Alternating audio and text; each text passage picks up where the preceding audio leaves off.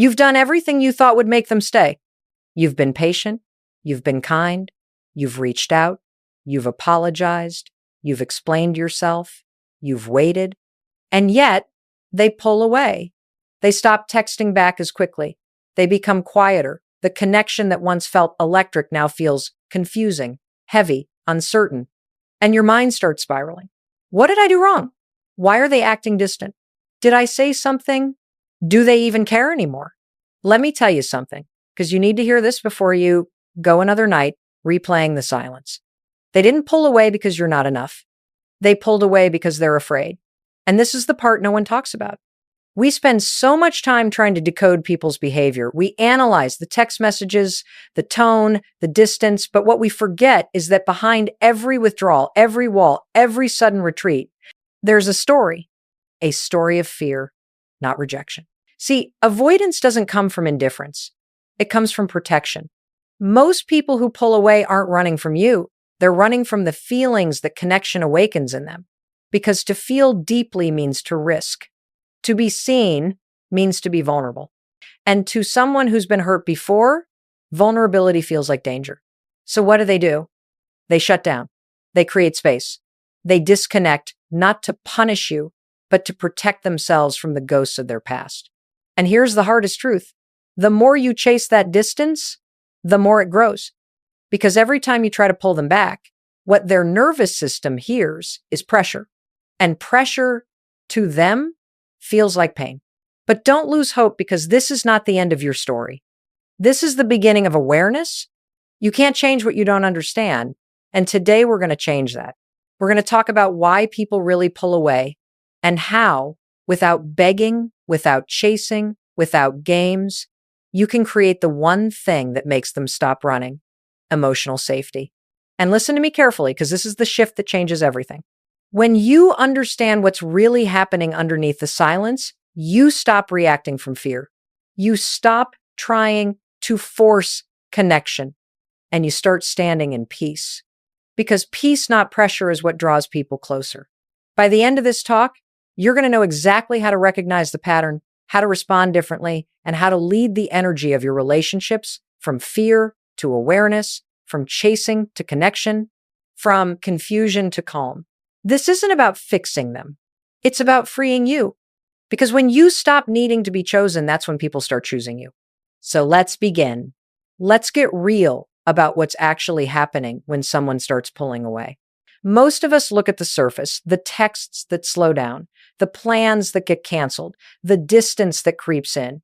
And when that happens, we go straight to panic mode.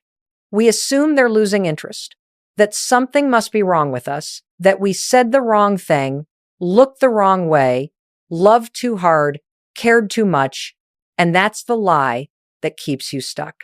The belief that their distance is your fault.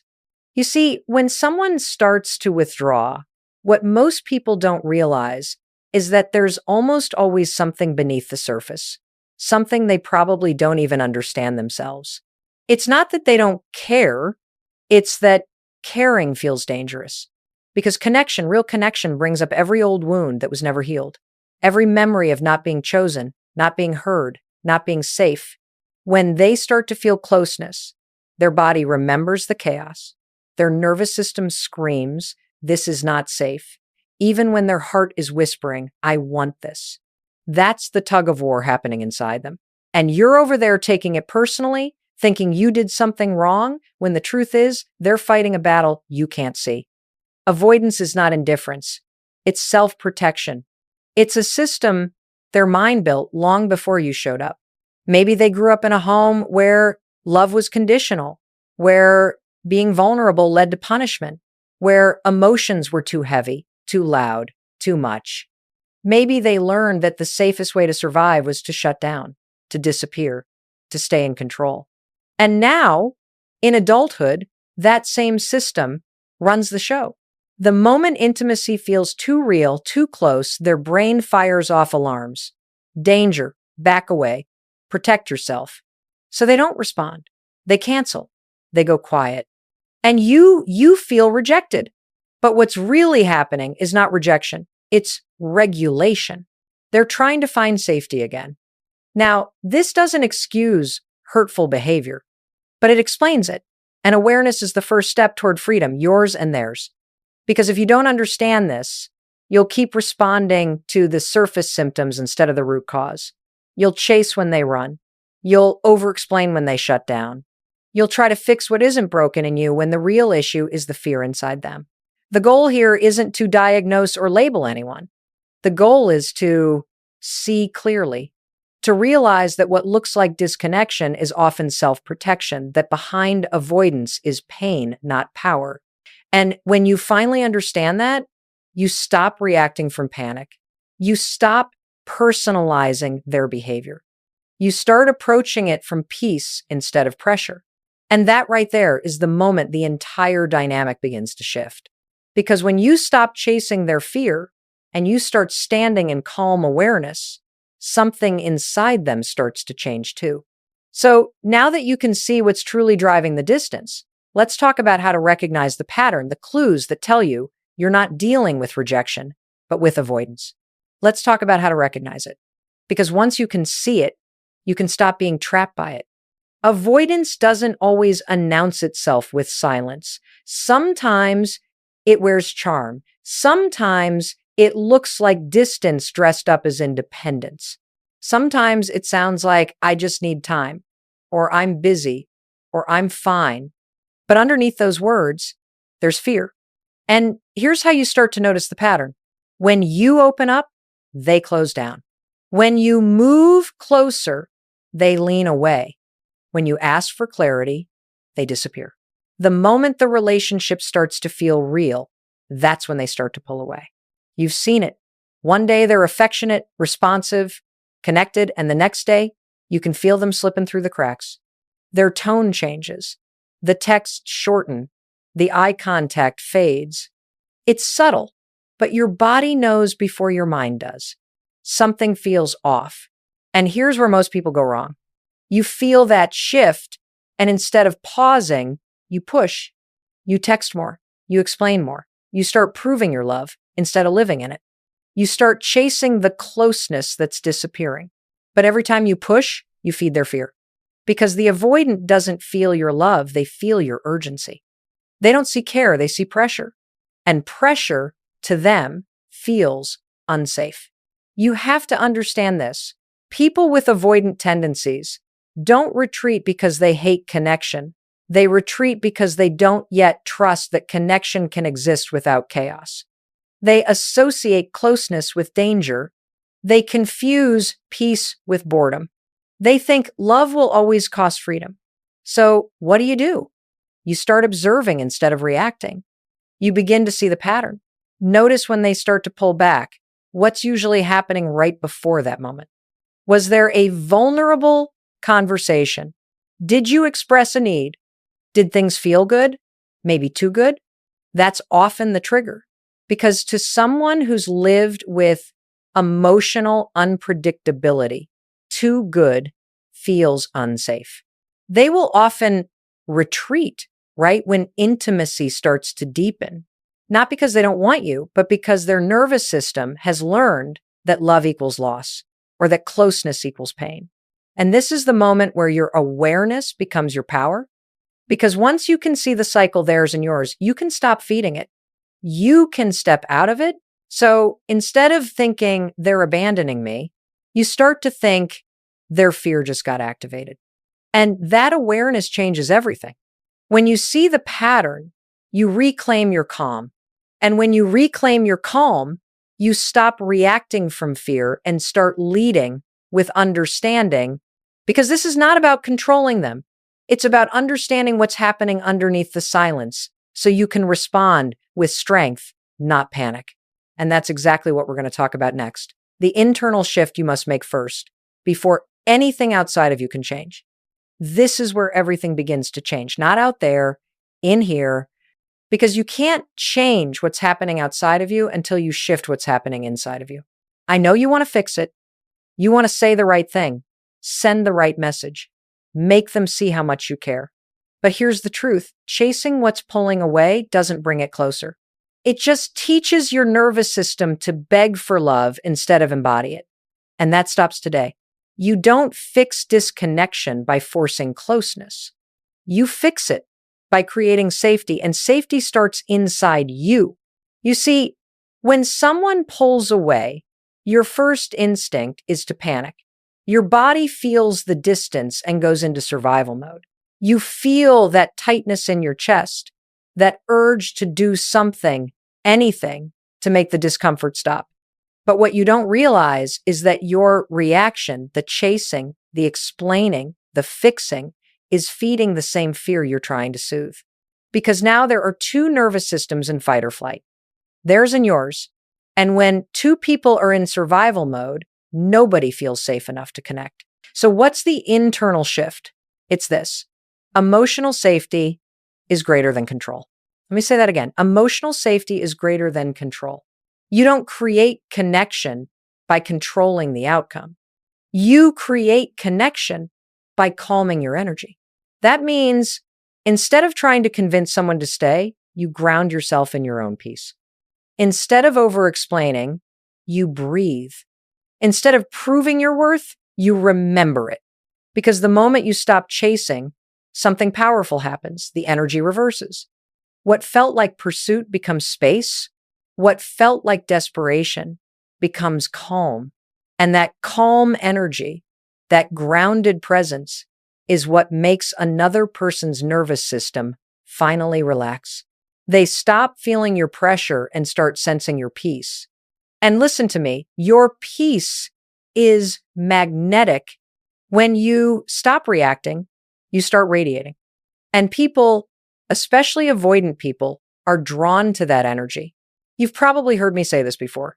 You can't control how someone feels, but you can control what your energy communicates. If your energy says, I need you to make me okay, they'll pull away. If your energy says, I'm okay, and I'd love to share that with you, they'll start to move closer. It's not about pretending not to care. It's about caring from a place of power, not panic. So from this moment forward, your mantra is simple. I will not chase fear. I will stand in peace. Because peace is strength.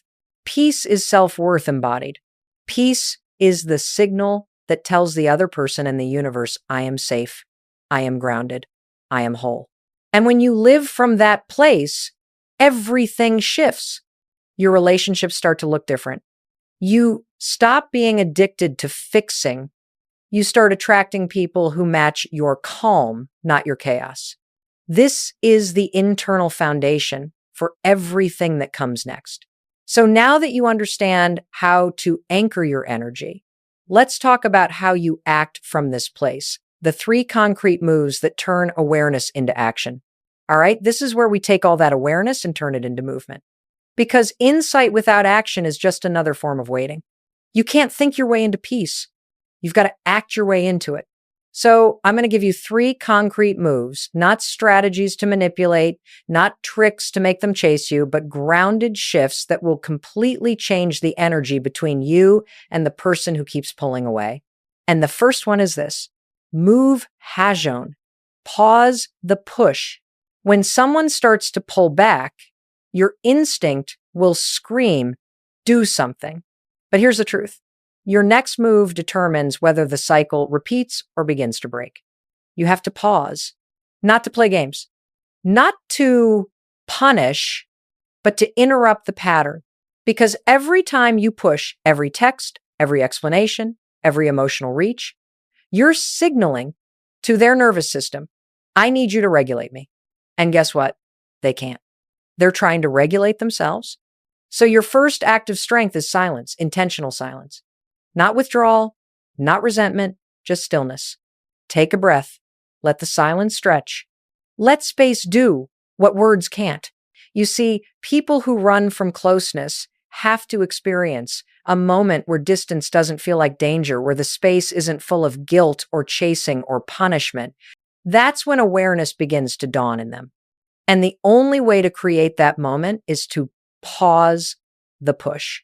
Say less. Do less. Be still but not cold. That pause isn't you losing power. It's you reclaiming it. Move #2. Stand in your energy. Now that you've paused the push, this is where you anchor. This is where your energy either keeps the connection alive or crushes it. Most people, when they stop chasing, immediately swing to the other extreme. They shut down. They post quotes about self-worth. They act like they don't care. They pretend they've moved on. But that's not peace, that's defense. Standing in your energy means staying open while grounded. It's emotional steadiness. It's saying, I'm still here, but I'm no longer trying to control what happens next. You keep living your life. You go for a walk. You call your friends. You laugh again. You breathe again. You let your world be bigger than this one person. Because the moment your energy starts revolving around someone else's behavior, you lose your center. And when you lose your center, you start vibrating at fear. But when you're grounded, calm, steady, present, something incredible happens. People start to feel you differently. You become the safe one in the room. You stop radiating tension and you start radiating trust. And trust is the bridge between avoidance and intimacy. You don't need to say it. They feel it. They feel the steadiness, the ease, the peace. And that's what begins to draw them back in. So remember this, the energy you stand in is louder than the words you speak. Move #3. Invite connection, don't demand it. This is the final move, the one that transforms the dynamic from chasing to choosing. When they start to reappear and they will resist the temptation to go back into old patterns. Don't rush. Don't flood them with relief or need. You're not trying to prove you're over it. You're not trying to prove you're available. You're just being, you respond, but you don't overextend. You stay warm, but you stay rooted. You welcome them in, but you don't abandon yourself in the process. Because that's what safety looks like, love without pressure. You don't demand closeness, you invite it. You don't say, where have you been? You say, it's good to hear from you.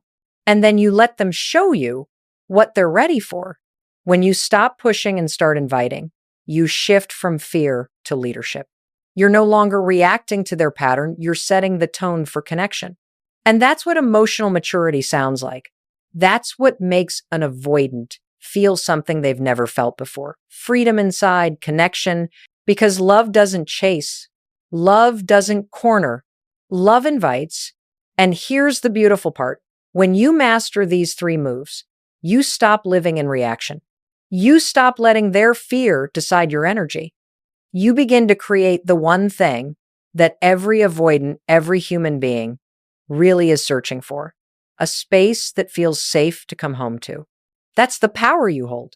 And in the next section, we're going to talk about why that power works, the deeper truth behind energy, attraction, and how what you feel about yourself becomes the mirror they respond to.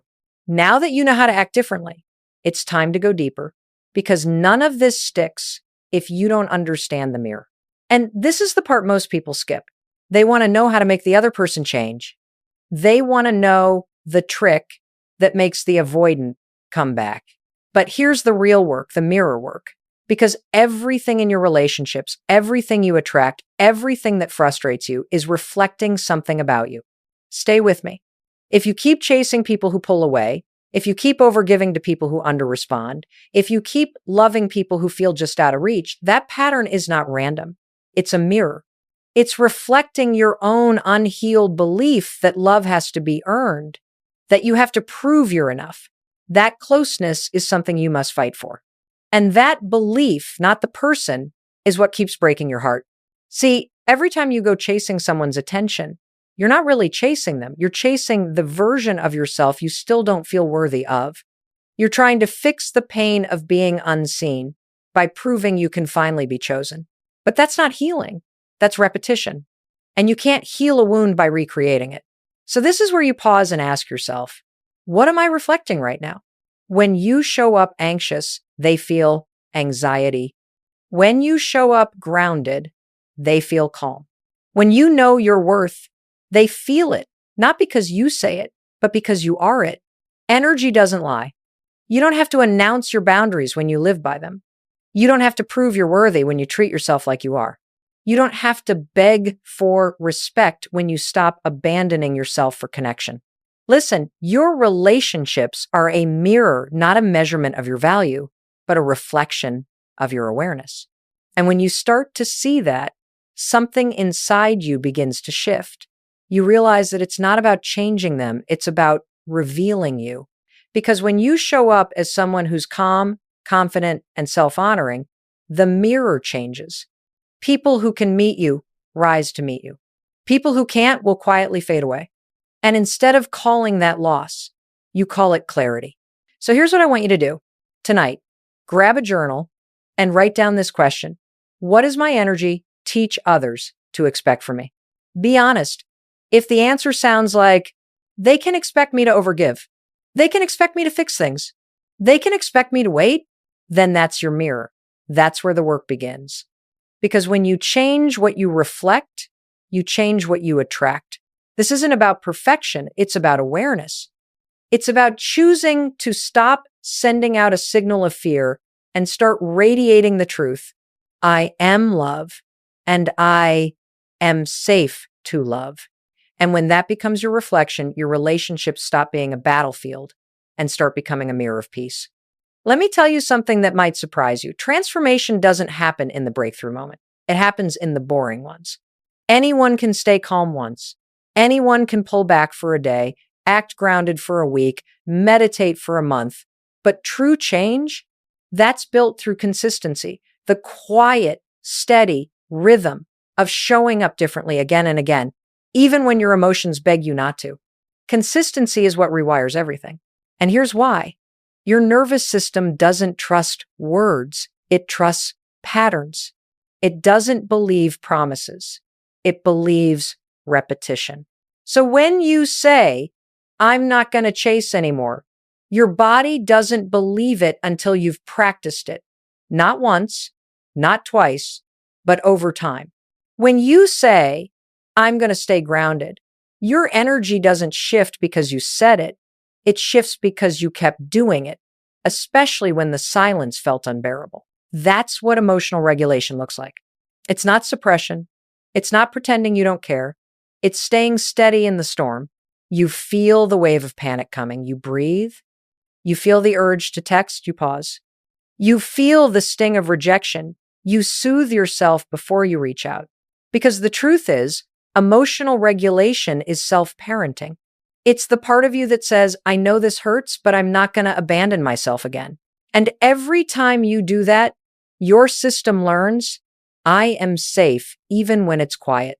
That safety changes everything. It changes how you speak. It changes how you love. It changes who you attract.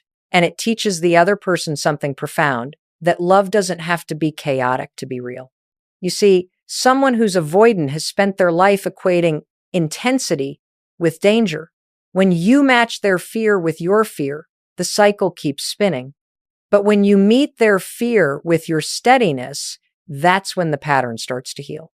Consistency is not chasing. Consistency is anchoring. It's showing up with the same grounded energy, whether they respond or not. It's holding your peace when they retreat. It's maintaining your warmth without collapsing into waiting.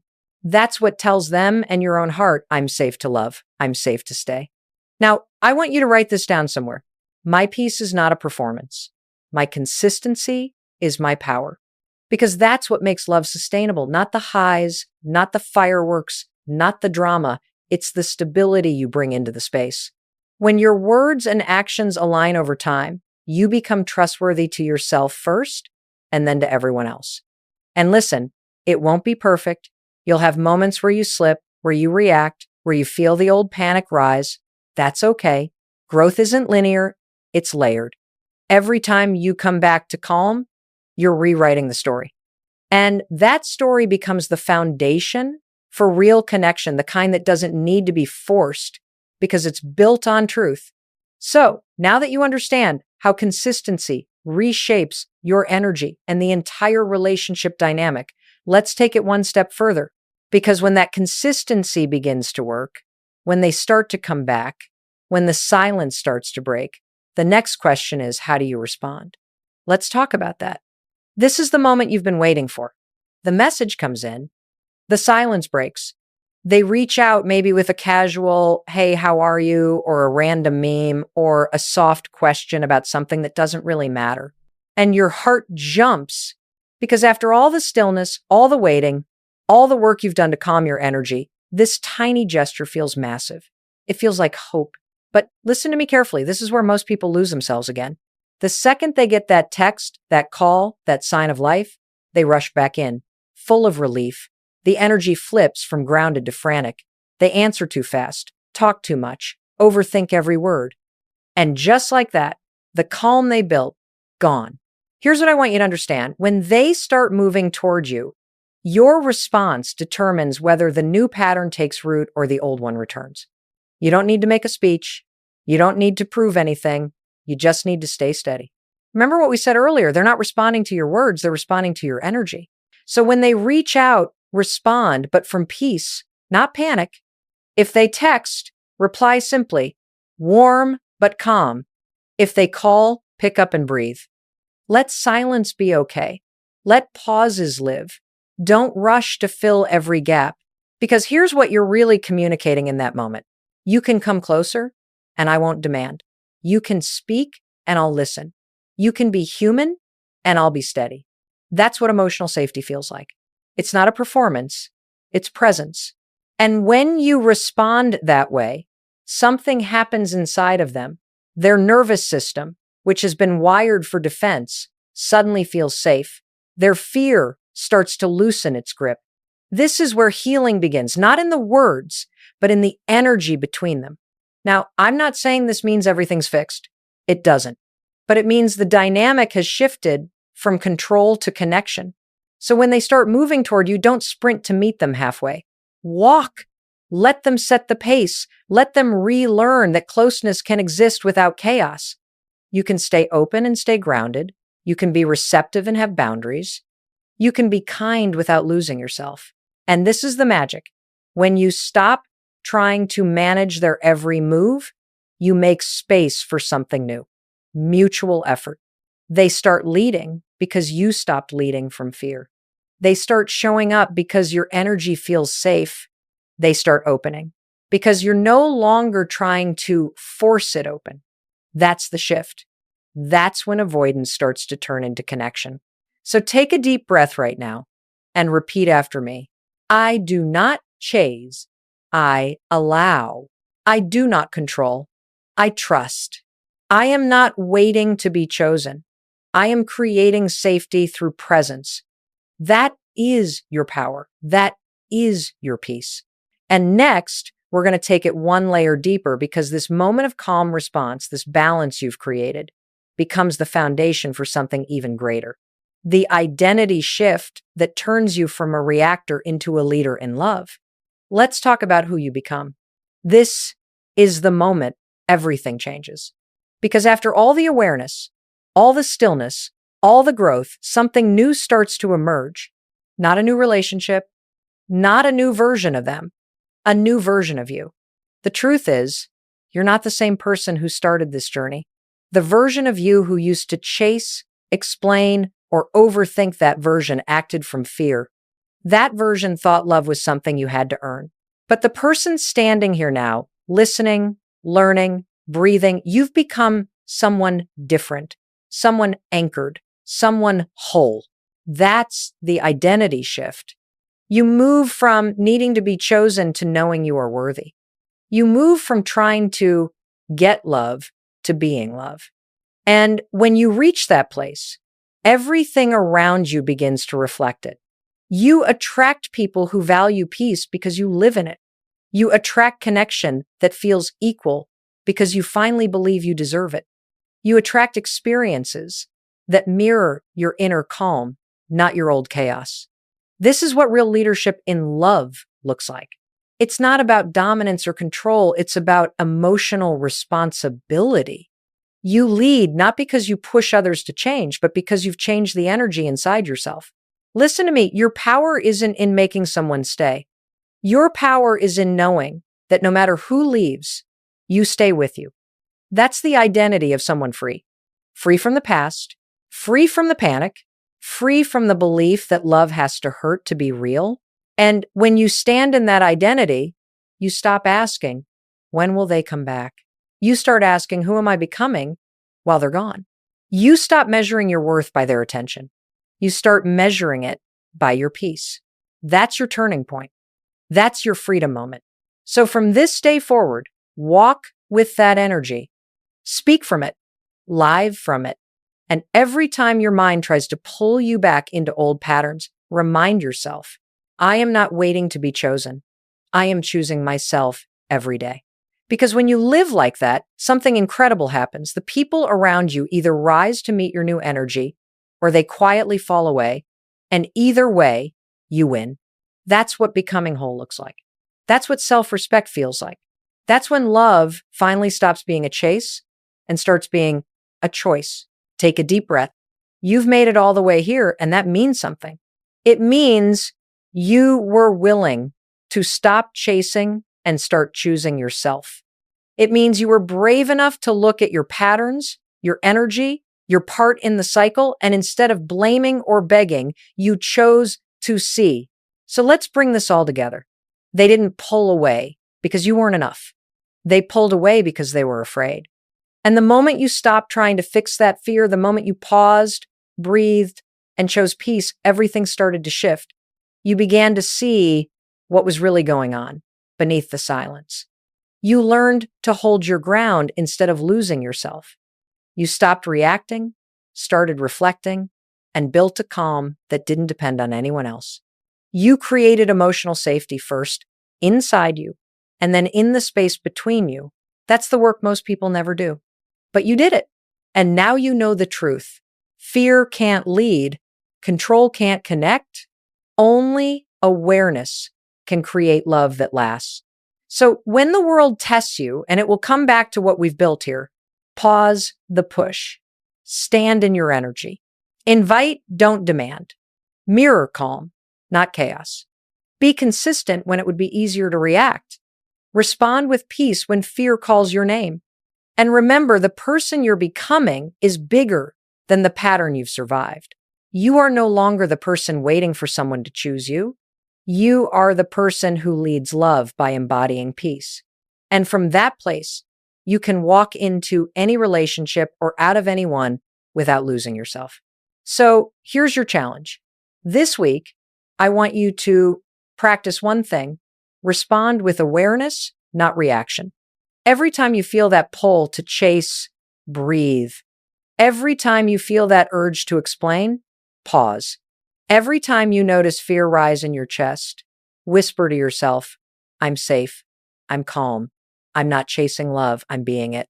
That's how you lead your life. That's how you rewire your relationships. That's how you heal for real. And listen, in case no one told you today, I love you, I believe in you. And you are worthy of a love that feels like peace. Now go out there and live from it.